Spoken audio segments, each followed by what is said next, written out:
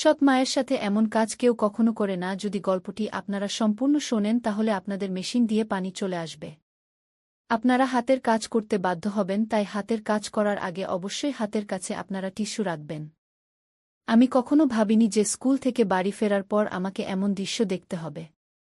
আমি ভেবেছিলাম বাড়িতে শুধু আমি একাই থাকব, কিন্তু আমি আমার সৎ মায়ের ঘরের সামান্য খোলা দরজার পিছনে যা দেখলাম তা আমাকে অবাক করে দিল। সেই মুহূর্তটা এতটাই অন্তরঙ্গ এবং নিয়ন্ত্রণের বাইরে ছিল যে আমার পুরো দুনিয়া এক মুহূর্তে বদলে গেল। এরপর যা ঘটল তা আমাদের মধ্যে সবকিছু বদলে দিল, এমন কিছু যা আমরা দুজনেই কখনো ভুলতে পারব না। তো বন্ধুরা, সঙ্গে থাকুন, কারণ আমি আপনাদের বলব যে এই সব কীভাবে এমন এক রাতে পরিণত হলো যা আমি কখনো ভুলব না। আমি এইমাত্র স্কুল থেকে বাড়ি ফিরেছিলাম। সারাদিনের ক্লান্তি আমার এমনভাবে অনুভূত হচ্ছিল যেন আমার ভারী ব্যাগটা আমার কাঁধের উপর চেপে বসে আছে। বাড়িতে একটা অদ্ভুত নীরবতা ছিল, শুধু ফ্রিজের হালকা আওয়াজ গুঞ্জন করছিল। পরন্ত বিকেলের সোনালি রোদ মেঝেতে লম্বা রেখা ফেলছিল, আর সবকিছু শান্ত স্নিগ্ধ লাগছিল। এমন মনে হচ্ছিল যেন আমি একেবারে একা। তারপর আমি আমার ব্যাগটা সোফায় ছুড়ে দিলাম, এই ভেবে যে আগে কিছু খাব আর তারপর কিছুক্ষণ বিশ্রাম নেব। অন্য কেউ বাড়ি আসার আগে, যেই আমি রান্নাঘরের দিকে এগোলাম, একটা আওয়াজ আমার মনোযোগ আকর্ষণ করল। একটা ধীর আওয়াজ, কিন্তু পরিষ্কার শোনা যাচ্ছিল। এরপর আমি এক মুহূর্তের জন্য থেমে গেলাম, বুঝতে পারছিলাম না যে আমি কি শুনছি। আওয়াজটা ধীর ছিল, যেন কোনো হালকা গুঞ্জন বা ফিসফিসানি। তাতে কিছু আলাদা ছিল, কিছু অন্তরঙ্গ প্রভাবিত করার মতো। তারপর আমি আরও মনোযোগ দিয়ে শুনলাম, এটা জানার চেষ্টা করে যে এই আওয়াজ কোথা থেকে আসছে। আওয়াজটা খুব জোরালো ছিল না, কিন্তু তাতে এমন কিছু ছিল যা আমাকে অস্থির করে তুলছিল। ধীরে ধীরে সামলে নিয়ে আমি হোলের দিকে পা বাড়ালাম। আমার পা মেঝেতে কোনো আওয়াজ করছিল না। যেই আমি আওয়াজের উৎসের কাছাকাছি পৌঁছলাম, তখন আমার সৎ মায়ের ঘরের দরজাটা সামান্য খোলা ছিল। শুধু এতটাই খোলা ছিল যে আমি বিছানার কিনারার আর তার ওপাশের একটা অংশ দেখতে পাচ্ছিলাম। আমার দেখা উচিত হয়নি। এটা আমি জানতাম যে দেখা উচিত নয়, কিন্তু কিছু একটা আমাকে সেই দরজার দিকে টেনে নিয়ে যাচ্ছিল। আমার জানার ইচ্ছা আমাকে বাধ্য করছিল। তখন আমি একটু ঝুঁকে দরজার সেই ছোট্ট ফাঁক দিয়ে উকি দিলাম। তখনই আমি দেখলাম যে আমার সৎ মা বিছানায় শুয়ে আছেন, তার পিঠটা সামান্য বাঁকানো। তার চোখ বন্ধ আর তিনি পুরোপুরি আনন্দে ডুবে আছেন। এক মুহূর্তের জন্য আমি নড়তেও পারলাম না, আমি সেখানেই দাঁড়িয়ে রইলাম। আমার শ্বাস বন্দী হয়ে গিয়েছিল, যেন আমি যা দেখছিলাম তা বোঝার চেষ্টা করছিলাম। তিনি নিজেকে স্পর্শ করছিলেন, তার আঙুলগুলো ধীরে ধীরে এবং অবিরাম একটা ছন্দে নড়ছিল। আর তার ধীর ধীর দীর্ঘশ্বাস তার ঠোঁট থেকে বেরিয়ে আসছিল। এই দৃশ্য আমার ভেতরের গভীরে নেমে গেল, এমন কিছু যা আমি আগে কখনো অনুভব করিনি। এবার হঠাৎ করে দেখে আমার হৃদস্পন্দন দ্রুত হয়ে গেল। আমার বুক জোরে জোরে ধড়ফড় করতে লাগল আর আমার শরীরে একটা গরম স্রোত বয়ে গেল। আমার সেখান থেকে চলে যাওয়া উচিত ছিল, চুপচাপ পিছিয়ে যাওয়া উচিত ছিল। আর এমন ভান করা উচিত ছিল যে আমি কিছুই দেখিনি। কিন্তু আমি নড়তেও পারছিলাম না, আমি সেখানেই দাঁড়িয়ে রইলাম, আমার চোখ তার উপর স্থির ছিল। তার প্রতিটি ছোট নড়াচড়া আমার ভেতরে আলোড়ন সৃষ্টি করছিল। তাকে অত্যন্ত সুন্দর লাগছিল সেই মুহূর্তে। তার নড়াচড়াগুলো এত সহজ, স্বাভাবিক আর সুন্দর লাগছিল। কিছুক্ষণ পর আমি ভাবলাম এবার আমার সরে যাওয়া উচিত। তখন যেই আমি পিছিয়ে যেতে যাচ্ছিলাম, তিনি তার চোখ খুললেন। এক মুহূর্তের জন্য আমার মনে হলো আমি ধরা পড়ে গেছি, কিন্তু তিনি কোনো প্রতিক্রিয়া দেখালেন না। তিনি শুধু আমাকে দেখলেন। তার দৃষ্টি নরম ছিল, যেন আহ্বান জানাচ্ছে। তাতে না কোনো রাগ ছিল আর না কোনো বিস্ময়, শুধু একটা ধীর হাসি যা আমাকে আরও অস্থির করে তুলছিল। তখন তিনি ধীরে ধীরে বললেন, ভেতরে এসো। তার আওয়াজ ধীর আর উষ্ণ ছিল, আর এক মুহূর্তের জন্য আমার মনে হল আমি এটা শুনিনি। কিন্তু যখন আমি নড়লাম না, তখন তিনি আবার হেসে একটু জোরে বললেন, ভেতরে এসো। সেই সময় আমার পা নিজে থেকেই দরজার দিকে এগিয়ে গেল। আমার বুক দ্রুত ধড়ফড় করছিল। একটা অদ্ভুত ভয় আর উত্তেজনার অনুভূতি আমার ভেতরে ঘুরপাক খাচ্ছিল। আর যখন আমি অবশেষে বিছানার কাছে পৌঁছলাম, তাকে নিচ থেকে দেখলাম, তখন আমি আমাদের মধ্যেকার সেই টানটা অনুভব করলাম, যেন বাতাসে কিছু ভারী হয়ে আছে। তখনও তিনি কিছু বললেন না, শুধু তার গভীর তীক্ষ্ণ দৃষ্টিতে আমাকে দেখতে থাকলেন, যেন আমাকে পুরোপুরি পড়ে ফেলছেন। তখনই আমি কিছু বলার চেষ্টা করলাম, কিন্তু কিছু বলতে পারলাম না। নিজের আওয়াজটা যেন গিলে ফেললাম, আমার মুখ শুকিয়ে যাচ্ছিল আর আমার চিন্তাগুলো বেসামাল হতে শুরু করেছিল। কিন্তু তার কোনো ফারক পড়ল না। তিনি শুধু ধীরে ধীরে আমার হাত ধরলেন। তার স্পর্শ একদম নরম আর কোমল ছিল, কিন্তু তাতে একটা দৃঢ়তা ছিল। তারপর যেই তিনি আমাকে আরও কাছে টানলেন, এবার আমার বুক দ্রুত ধড়ফড় করতে লাগল। আর আমার পেটের মধ্যে একটা অদ্ভুত টানটান ভাব অনুভব হচ্ছিল, যেন একটা গীত তৈরি হচ্ছে, কিন্তু তার সাথে আরও কিছু ছিল, কিছু একটা যা উত্তেজনার মতো লাগছিল, আশায় ভরা। যখন আমি তার বিছানার পাশে বসলাম, সে আমার হাত ছাড়ল না, বরং সে ধীরে ধীরে সেটাকে নিজের শরীরের নিচের দিকে টেনে নিল, তার কোমরের নরম বাঁকের কাছে। তখন তার ত্বকের উষ্ণতা আমার আঙুলের মাধ্যমে অনুভব হচ্ছিল। যে মুহূর্তে আমি তার হাত আমার হাতের উপর অনুভব করলাম, যা আমাকে ধীরে ধীরে এবং সচেতনভাবে নির্দেশ দিচ্ছিল বলে মনে হচ্ছিল, সেই সময় আমার দম বন্ধ হয়ে আসছিল। তার ত্বকের নিচে তার স্পন্দন, তার বুকের ধীর ওঠানামা, সব আমি অনুভব করছিলাম। তখন সে আস্তে করে বলল, ভয় পেও না। কি তার গলা এত ধীরে ছিল যে প্রায় শোনাই যাচ্ছিল না, কিন্তু তাতে এক ধরনের কোমলতা ছিল যা আমার হৃদয়ে গেঁথে গেল। শুধু শান্ত থাকো গু। তারপর আমি মাথা নাড়লাম, যদিও আমি নিশ্চিত ছিলাম না যে আমি বেশি অস্থির ছিলাম নাকি উত্তেজিত। তার আঙুলগুলো আমার আঙুলের মধ্যে জড়ানো ছিল, আমাকে নির্দেশ দিচ্ছিল, যেন আমরা দুজনেই একসাথে তালে ছিলাম।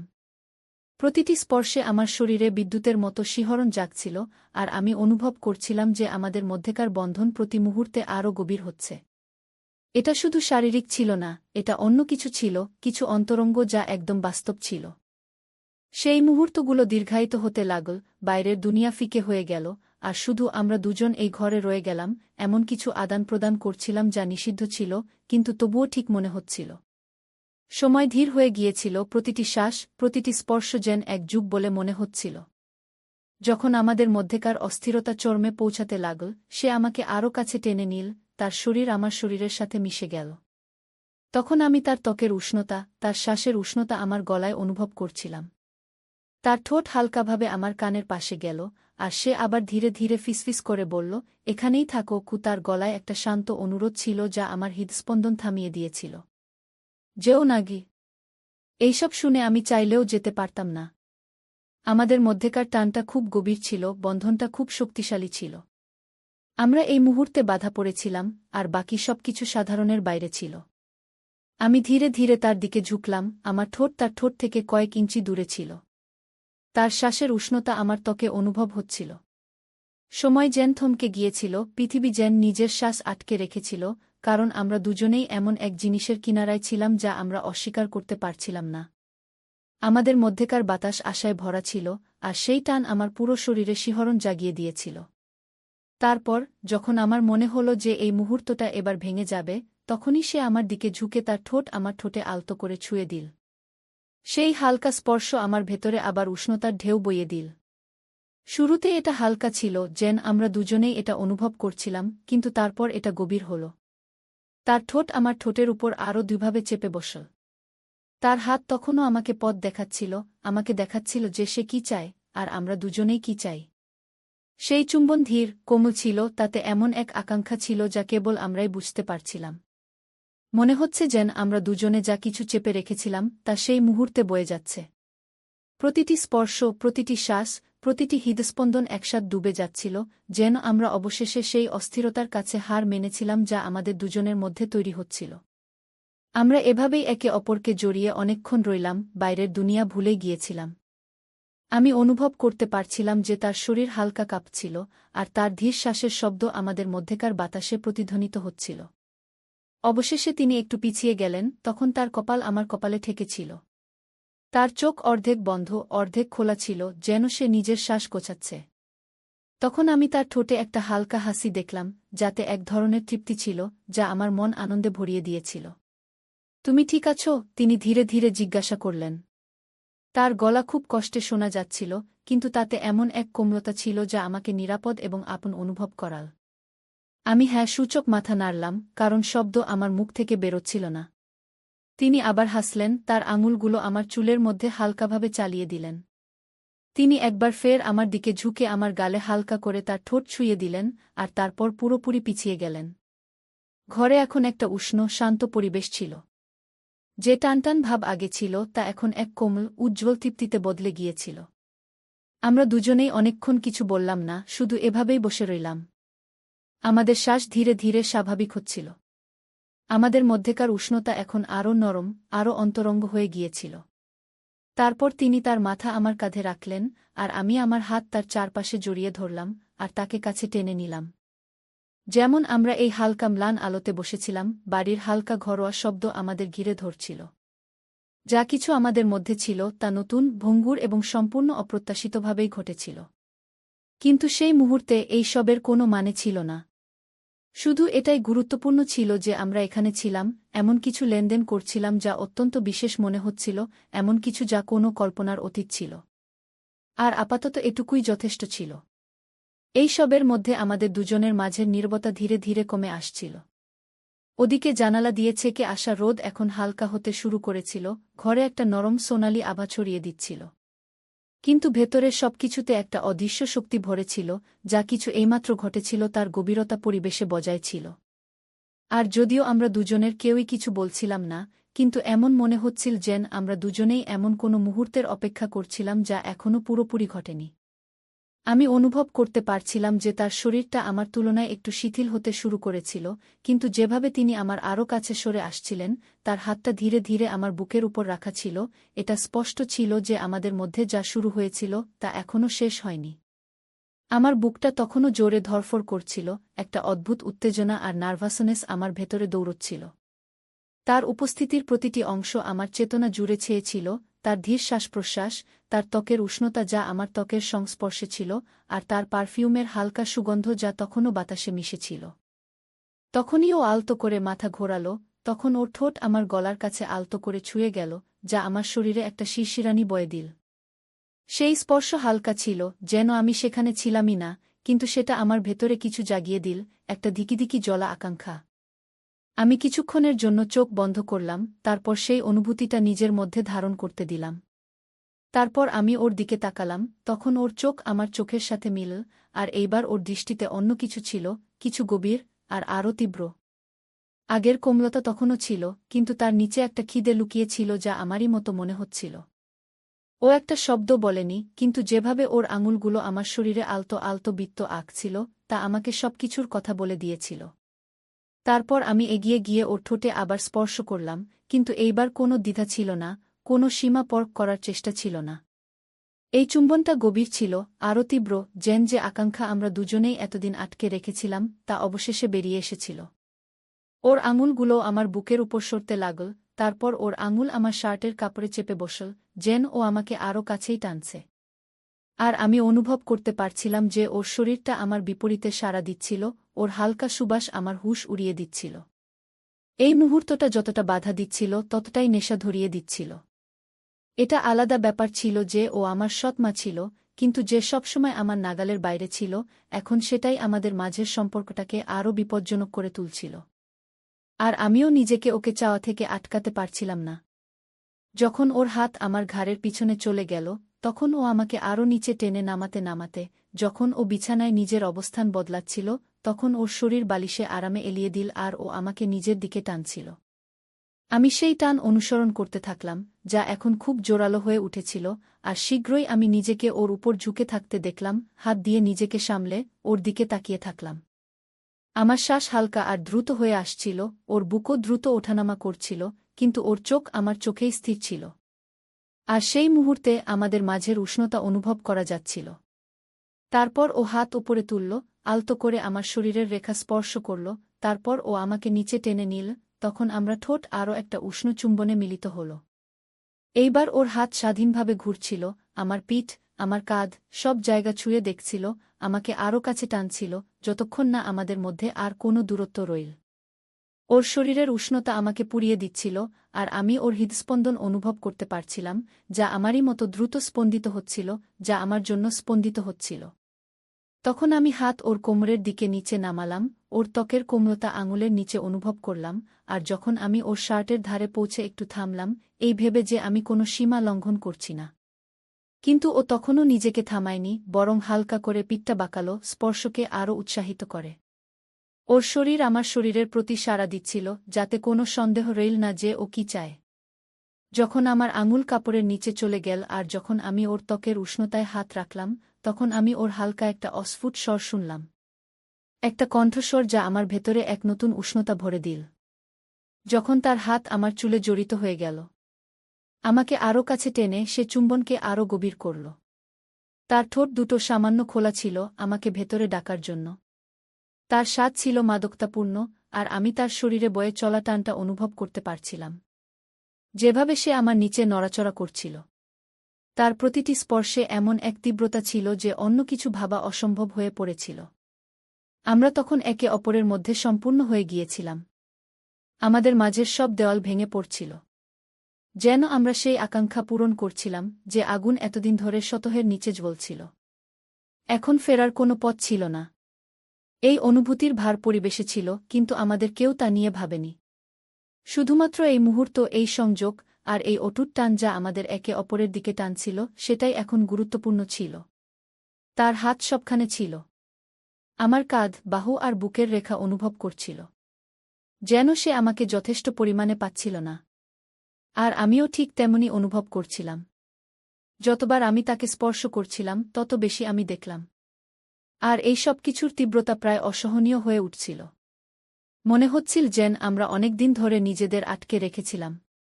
আর এখন যখন দরজা খুলে গেছে, তখন আমাদের ভাসিয়ে নিয়ে যাওয়া এই বন্যাকে থামানোর কোনো উপায় ছিল না। সে আমার ঠোঁটে হালকা দীর্ঘশ্বাস ফেল। তার আঙুল আমার চুলে আরও শক্ত হয়ে গেল, আর সে তার শরীর আমার বিপরীতে চেপে ধরল। আর তারপর তার সেই শব্দে আমার ভেতরে আকাঙ্ক্ষার এক নতুন ঢেউ উঠল। আমিও তাকে যথেষ্ট পরিমাণে পাচ্ছিলাম না। তার গন্ধ, তার স্বাদ, আর আমার নিচে তার শরীরের অনুভূতি। আমার শরীরের প্রতিটি অংশ বলছিল, আর আমি জানতাম যে এখন আর ফেরা সম্ভব নয়। এই মুহূর্তের পর তো একেবারেই নয়। তারপর আমি এক মুহূর্তের জন্য নিজেকে পেছনে সরালাম। তার চোখের দিকে তাকালাম, যেন নিশ্চিত করতে চাইছিলাম যে সে এখনও আমার সাথে আছে কিনা। তখন আমি তার চোখে দেখলাম, সে আমাকে ততটাই চায় যতটা আমি চাই। কিন্তু তার চোখে যা দেখলাম তা আমাকে সব বলে দিল। সেখানে কোনো দ্বিধা ছিল না, কোনো দ্বিতীয় চিন্তা ছিল না। শুধু সেই জ্বলন্ত খিদে যা শুরু থেকেই ছিল, আমাকে এগিয়ে যেতে প্রেরিত করছিল। কিছু না বলেই সে আবার আমার হাত ধরল। তার আঙুল আমার শার্টের সামনে চেপে বসল। তারপর আমাকে নিজের কাছে টেনে নিল। তার মধ্যে একটা হালকা তাড়াহুড়ো ছিল। আর যখন আমাদের ঠোঁট আবার মিলল, তখন আমি নিজেকে পুরোপুরি এর মধ্যে হারিয়ে ফেললাম। সব সন্দেহ, সব ভয় ছেড়ে দিয়ে। আর সেই আকাঙ্ক্ষা পূরণ করতে লাগলাম যা আমাদের মধ্যে তখন থেকে তৈরি হচ্ছিল, যখন থেকে আমি সেই ঘরে এসেছিলাম। আমাদের মধ্যেকার টানাপোড়েন বিদ্যুতের মতো ছিল। প্রতিটি স্পর্শ, প্রতিটি চুম্বন আমাদের সেই সীমার আরও কাছে ঠেলে দিচ্ছিল। তার শরীর আমার নিচে নড়ছিল। তার হাত আমার ত্বকের উপর ঘুরছিল, যেন সে আমাকে যথেষ্ট পরিমাণে পাচ্ছিল না। আর তার শ্বাসের শব্দ ঘরে প্রতিধ্বনিত হচ্ছিল, আমাকে আরও পাগল করে তুলছিল। এখন আমরা পুরোপুরি একে অপরের মধ্যে হারিয়ে গিয়েছিলাম। সেই আবেগে জড়িয়ে পড়েছিলাম যা আমাদের পুরোপুরি নিজের দখলে নিয়ে নিয়েছিল। আর এখন ফেরার কোনো পথ ছিল না। তখন আমি তার আঙুল আমার বুকে অনুভব করলাম। তার স্পর্শ আমার শরীরে শিহরণ জাগাচ্ছিল, যেন সে আমাকে আরও কাছে টানছিল। তবুও তার শরীর আমার নিচে উত্তেজনায় ভরা ছিল, যেন আরও চাওয়ার আকুতি জানাচ্ছে। আর আমি তাকে সব দিলাম। প্রতিটি স্পর্শ, প্রতিটি চুম্বন, প্রতিটি ফিসফিসানি আমাদের এই মুহূর্তে আরও গভীরে নিয়ে গেল। এই মুহূর্তটা প্রায় অসহনীয় ছিল। আমাদের মধ্যেকার টানাপোড়েন চরমে পৌঁছে গিয়েছিল। যেন আমরা কোনো গভীরতর এবং আরও তীব্র কিছুর দিকে এগোচ্ছিলাম। কিন্তু আমরা এখনই সেখানে যেতে প্রস্তুত ছিলাম না। আমরা সেখানেই থেমে রইলাম, সেই কিনারায়। প্রতিটি স্পর্শ, প্রতিটি চুম্বনের আনন্দ নিচ্ছিলাম। যখন আমাদের মধ্যেকার উষ্ণতা বেড়েই চলেছিল, এমনকি মনে হচ্ছিল যে আমরা দুজনেই এই তীব্রতায় ফেটে যাব। এখন আমি তাকে আমার নিচে কাঁপতে অনুভব করতে পারছিলাম। তার শ্বাস ছোট এবং ভাঙা ভাঙা হয়ে আসছিল, যেন সে আমাকে আঁকড়ে ধরেছিল। তার শরীর আমার বিপরীতে এমনভাবে চেপেছিল যে আমার মাথা ঘুরছিল। আর আমি জানতাম যে সেও একই জিনিস অনুভব করছে। সেই একই অসহনীয় টানাপোড়েন, সেই একই মুক্তির আকুলতা। কিন্তু আমরা এখনও সেখানে ছিলাম না যেখানে থাকা উচিত ছিল। বরং আমরা তখনও সেই কিনারায় থেমেছিলাম। সেই মুহূর্তটাকে দীর্ঘায়িত করছিলাম, আশাকে আরও একটু বাড়তে দিচ্ছিলাম, যতক্ষণ না তা সহ্য করার ক্ষমতার বাইরে চলে যায়। ঘরটা আমাদের শ্বাসের শব্দে, আমাদের নামের ফিসফিসানিতে ধীরে ধীরে ভরে উঠছিল। যেন আমরা সেই আবেগের কাছে আত্মসমর্পণ করছিলাম যা এতদিন ধরে আমাদের মধ্যে জ্বলছিল। এই মুহূর্তটা নিখুঁত ছিল। আমাদের মধ্যেকার এই সংযোগ। আর যখন আমি তাকে আমার আরও কাছে টানলাম, আমাদের শরীর একসাথে একতালে চলছিল। তখন আমি জানতাম যে এরপর আর কিছুই আগের মতো থাকবে না। তারপর আমরা একটা সীমা পার করলাম। এখন আমরা সাধারণের থেকে বেড়ে কিছু বিপজ্জনক ক্ষেত্রে পা রেখেছিলাম। কিন্তু আমার আর কোনো কিছুর পরোয়া ছিল না। কোনো কিছুর পরোয়া ছিল না, কারণ সেই মুহূর্তে যখন আমরা কিছু গভীর মুহূর্তে পা রাখছিলাম, কেবল সেটাই গুরুত্বপূর্ণ ছিল। তার স্পর্শ, তার চুম্বন, তার শরীরের অনুভূতি, যেন আমরা পুরোপুরি একে অপরের মধ্যে হারিয়ে গেছি। আর যখন আমরা অবশেষে নিজেদের একে অপরের মধ্যে ছেড়ে দিতে লাগলাম, কারণ আমি জানতাম যে এটা তো সবে শুরু ছিল। তো বন্ধুরা, এই ছিল আমাদের আজকের ছোট্ট গল্প। আপনাদের এই গল্পটা কেমন লাগলো কমেন্ট করে অবশ্যই জানান। যদি আপনাদের এই গল্পটা ভালো লেগে থাকে তাহলে এটাকে লাইক করুন আর আপনার বন্ধুদের সঙ্গে শেয়ার করুন। ভবিষ্যতেও এমন রোমাঞ্চকর গল্পের জন্য আমাদের চ্যানেল সাবস্ক্রাইব করুন আর বেল আইকনটা টিপতে ভুলবেন না, যাতে আপনি আমাদের কোনো গল্প মিস না করেন। ধন্যবাদ।